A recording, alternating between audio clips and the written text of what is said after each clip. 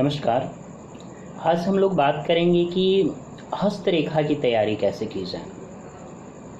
हस्तरेखा जो होता है, सामुद्रिक शास्त्र होता है, उसकी तैयारी कैसे की जाए।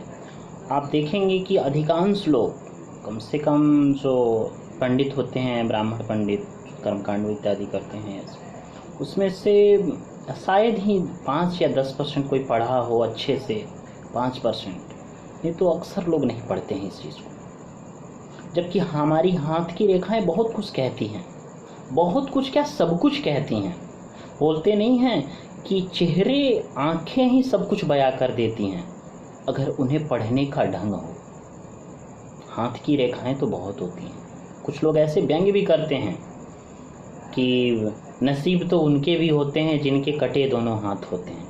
देखिए साहब, भाग्य से बड़ी एक होती है भाग्यवादी नज़रिया, एक होती है कर्मवादी। जो ज्योतिष होता है, हस्तरेखा होता है, ये एक टॉर्च का काम करता है। मैं ये नहीं कह रहा है कि ये भाग्य बदलता है, या ये नहीं कहता कि ये करता है। ये एक टॉर्च का काम करता है। जैसे आपने टॉर्च लिया और आपने दिखाया कि कहीं यहाँ काड़ा कुचरा तो नहीं, कुछ लग तो नहीं जाएगा, तो वो चीज़ होने से आपको ऐसा लगेगा कि हमें हमारा जो ज्योतिष है, हस्तरेखा हमारा मार्ग प्रशस्त करती है, हम किस क्षेत्र में जाएं।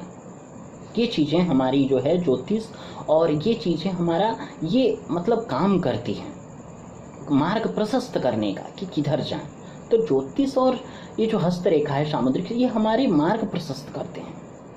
तो ये बहुत बड़े रोल निभाते हैं। लोग बोलते हैं कि अरे ये सब कुछ नहीं होता है, बकवास है, ऐसा है वैसा है। देखिए होता क्या है ना कि लोग जब तक किसी चीज़ को पढ़ेंगे नहीं, साइंस क्या था, बिजली, किसी ने सोचा भी था कि पानी से बिजली होता है, पानी में बिजली छुपी हुई होगी, नहीं होगी। लेकिन जब उसकी खोज हुई तो पता चला कि भैया पानी में भी बिजली छुपी होती है, और बिजली से बल्ब भी चलता है, पंखा भी चलता है, और उसमें लगाइए तो जो है कि आपको कूलर भी चलता है, एसी भी चलता है, यहाँ तक कि ठंडा करने वाला फ्रिज भी चलता है। चीज़ें वही हैं, लेकिन जब उसकी खोज हुई, जाने उसमें लोगों ने ढूंढा। कोई नहीं जानता था कि जो है कि परमाणु जो बम होता है उसका सूत्र आइंस्टीन दे देंगे मरने के बाद, और उस सूत्र से इतना बड़ा मिसाइल बन जाएगा। उसके द्वारा हाइड्रोजन बम बन गया कि एक फोड़िए तो फिर लाखों, एक शहर ही पूरा गायब हो जाए। तो ये कोई जानता नहीं था। लेकिन हमारे जो वेद विद्या हैं, इनको वैज्ञानिक, किसी भी चीज़ को आप वैज्ञानिक ढंग से सीखिए ना, वैज्ञानिक दृष्टिकोण से देखिए तो उसके चीज़ें पता चलती हैं। तो होता क्या है ना कि एक तो लोग हस्तरेखा अच्छे से पढ़ते नहीं, समय लगा करके 2 साल 3 साल जम के, मैंने इस पे समय दिया है अपना 1.5-2 साल मैंने जम के पढ़ा है, तो मुझे जानकारी है, तो मैं ये चीज़ बता रहा हूँ आपको। नहीं जिसको जानकारी वो क्या, ऐसे पढ़ लिया, कुछ भी देख लिया, हाँ तो इसे बक दिया, तो उसने अपनी भी वैल्यू गिराई, इस चीज़ की भी वैल्यू गिराई। लेकिन जब आप अच्छी ज्योतिषी से मिलेंगे, अच्छे हस्तरेखा देखने वाले से मिलेंगे, तो आपको जाकर के इसकी वैल्यू पता चलेगी कि क्या है इसकी वैल्यू। तो देखिए होता क्या है कि हमारे खुद शास्त्र बोलते हैं जो है कि एक तो ये कहना है कि मुकुर्वन्तु ग्रहा सर्वे, जो होता है कि आपको भाग्यम फलति सर्वत्र न च विद्या न च पौरुषम। भाग्य जो है कि सदैव फलित होता है, न च विद्या न च पौरुषम। आप अपने आसपास ऐसे बहुत से लोगों को देख रहे होंगे कि जो अपना पुरुषार्थ किया, कुछ नहीं किया, प्राप्त बहुत कुछ कर लिया। तो भाग्यम फलति सर्वत्र न च विद्या न च पौरुषम, कुछ भी काम नहीं आता। लेकिन फिर उसी तरफ अपोजिट लोग बोलते हैं, क्या बोलते हैं कि आपको जो है कि बलिम पुरस्कारो ही देवमप्यति वर्तते। बल वाला जो पुरुषार्थ होता है वो देवताओं के बनाए हुए भाग्य को भी मात दे देता है।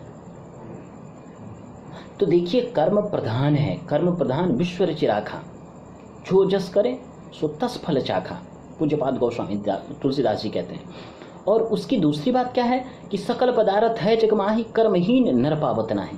तो कर्म तो करना पड़ेगा ना साहब। आप खाना भी खाएं और सोचें कि जो है कि थाली रखा है, आप उठा के ना खाएं तो वो पेट में चला जाए, ऐसा नहीं हो सकता। तो हस्तरेखाएं बहुत कुछ बयां करती हैं।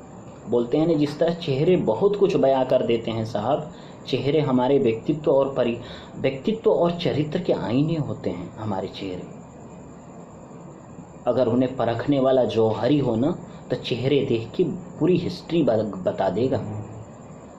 तो उसी तरह हस्तरेखा है ना, हमारी पूरी हिस्ट्री होती है साहब।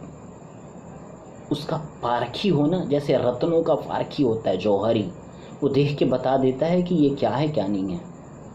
तो एक रत्न का पारखी बता दे सकता है, तो क्या एक शरीर का पारखी नहीं बता सकता है? एक डॉक्टर जो है आपकी केवल बताने से कि मुझे एसिडिटी हो रही है, मुझे गैस हो रहा है, मुझे यहाँ पेन हो रहा है, वहाँ वो समझ लेता है कि किडनी में तो प्रॉब्लम नहीं है, कहीं लंग्स में तो, इंटेस्टाइन में तो कहीं प्रॉब्लम नहीं है, कहीं हार्ट में तो नहीं है। हाँ, आप केवल दौड़ें और हाँफने लगे हार्ट में जो है कि लेफ्ट साइड में दर्द होने लगे, पेन होने लगे, किसी डॉक्टर से बताएंगे, वो बताएगा कोलेस्ट्रॉल है आपको, आप खाते क्या हो, ये चीज़। तो आपकी हाव भाव को वो चीज़ें देख के बता दे रहा है, आपकी भीतर की चीज जो ऑर्गन्स हैं उनके बारे में वो बता दे रहा है। तो क्या ज्योतिषी आपकी हस्तरेखा को देख के नहीं बता सकता है? साहब, इस मित भ्रम से आप बाहर निकलिए, जरूरत है निकलने की। तो बहुत कुछ बयां करता है। आज हम बात करेंगे कि हस्तरेखा की तैयारी कैसे करें। देखिए, इसके लिए सबसे पहले आपको जो है कि सामुद्रिक रहस्य नाम की एक पुस्तक आती है। मैं जब पढ़ा था तो मैं वहाँ से लिया था। तो उसको लेकर के आप जो है कि उसके सबसे पहले चैप्टर में क्या होता है, आपको ये ग्रहों के स्थान कौन कौन से हैं, जैसे कि चंद्रमा का, बुध का हो गया, सूर्य का हो गया, शनि का हो गया, गुरु का हो गया, मंगल का हो गया, तो राहु का हो गया, केतु का हो गया। तो इन सारी चीज़ों को, फिर रेखाओं के बारे में, मस्तिष्क रेखा हो गया, भाग्य रेखा हो गया, जीवन रेखा हो गया, इन चीज़ों के बारे में, पर्वों के बारे में, चक्र के बारे में, शंख के बारे में, इन सारी चीज़ों के बारे में जब आप अच्छे से पढ़ेंगे, इन चीज़ों को आप जो है कि एक डायग्राम बना करके A4 साइज की कॉपी में या उसके पेज में आप पेज पे बना के उसको कमरे में चिपका दीजिए, क्योंकि आपकी बार बार नज़र पड़ेगी तो वो चीज़ें आपकी याद हो जाएंगी। तो आप उसको जो है कि आप चिपका दीजिए, तो वो चीज़ें आपकी बार बार जब नज़र पड़ेगी वो हो जाएगी। दूसरी बात कि सबसे मुश्किल होता है क्या इसमें, सामुद्रिक शास्त्र में, किस रेखा को टच करती है, किस रेखा को टच करती है तो क्या फल होता है, किस रेखा को क्रॉस करती है तो क्या फल होता है, ये चीज़ें होती हैं। तो इस चीज़ों पे हमें बहुत ध्यान देना है। ये चीज़ें अक्सर लोगों को याद नहीं होती है। जैसे भाग्य रेखा या मस्तिष्क रेखा हृदय रेखा को क्रॉस करे तो किस पर्व पे किया, कहाँ पे किया, फिर वहाँ पे तीसरी कोई रेखा आई कि नहीं आई, तो वो चीज़ें का फल क्या होगा, इस पूरे को जोड़ने के बाद क्या होगा। जैसे हमने एक बुक पढ़ा तो उसका निष्कर्ष क्या निकला, ये चीज़ ज़्यादा मायने रखता है। तो हमें ज्योतिष में कि 3 रेखाएं मिली, उन्होंने क्रॉस किया तो उसका फल क्या हुआ, ये निष्कर्ष बहुत मायने रखता है। ये चीज़ जानते नहीं लोग। जैसे कि गुरु पर्व पे आ करके मानिए किसी की जो है कि हृदय रेखा लंबी हुई, वहाँ पे जुड़ी और मस्तिष्क रेखा भी आ गई, क्या फल होगा। किसी की जो है हृदय रेखा शनि और मस्तिष्क रेखा के उंगली के अनामिका और मध्यमा के बीच से गई तो क्या फल होगा। तो अच्छे से हमें जानकारी होनी चाहिए, तब कुछ होगा, नहीं तो नहीं होगा। तो कम से कम आप जो है कि जब आप तैयारी करें किसी को ना बताएं कि हम हस्तरेखा पढ़ रहे हैं, फिर आपका तमाशा शुरू हो जाएगा। तो बढ़िया से जो है कि आप सामुद्रिक शास्त्र पढ़िए, फिर हस्तरेखा विज्ञान आता है, उसको लेकर के आप कम से कम हस्तरेखा विज्ञान को आप 4-5 बार पढ़िए और उसको पेंसिल लेके अंडरलाइन भी कीजिए। आप जो है कि उसको हाईलाइट भी कीजिए, हाईलाइटर रखिए, पेंसिल रखिए, पढ़ते समय उनको हाईलाइट कीजिए, अंडरलाइन कीजिए। तो वो चीज़ें आपकी जो है अच्छे से तैयार होंगी और दोबारा जब आप रिवीजन करेंगे ना तो वो चीज़ें। और एक नोट्स बनाइए, जब तक नोट्स नहीं बनाएंगे तब तक काम ही नहीं करेगा, पढ़ा सब भूल जाएंगे, मटिया मेट हो जाएगा। तो ये चीज़ जो है आप ज़रूर करें। फिर नेक्स्ट वीडियो में हम इसकी बात करेंगे, पार्ट 2 में।